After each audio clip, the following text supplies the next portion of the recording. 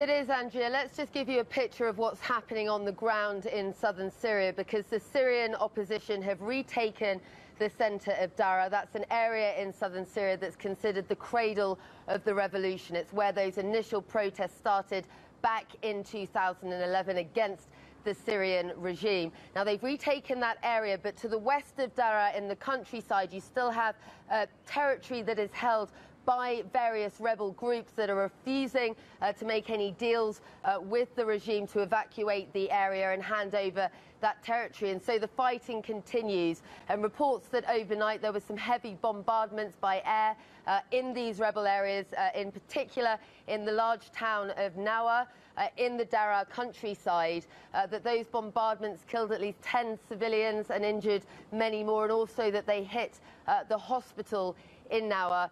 That's according to the Syrian Observatory for Human Rights. Activists on the ground continuing to report this ground and air offensive from the Syrian regime as they try and take back that territory.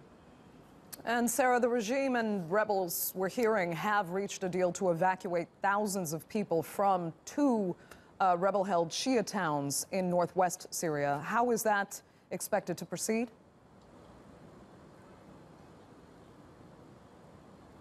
Yes, well, there's a lot going on at the moment in Syria, changing daily. You've got these various truces and deals being reached. Now, in northern Syria, you've got these two areas, Fua and Kafaria. And these are two areas that are pro-regime, but they're surrounded by rebel-held territory. It have been for many years.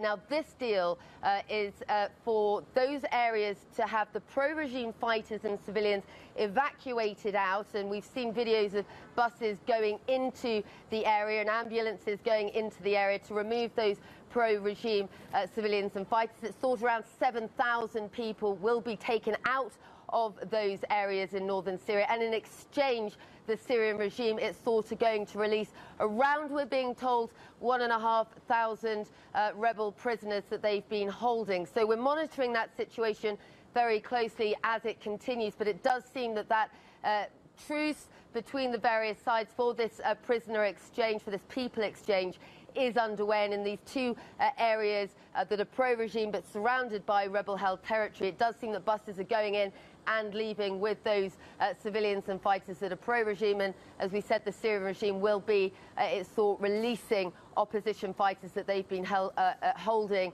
in prisons up until now.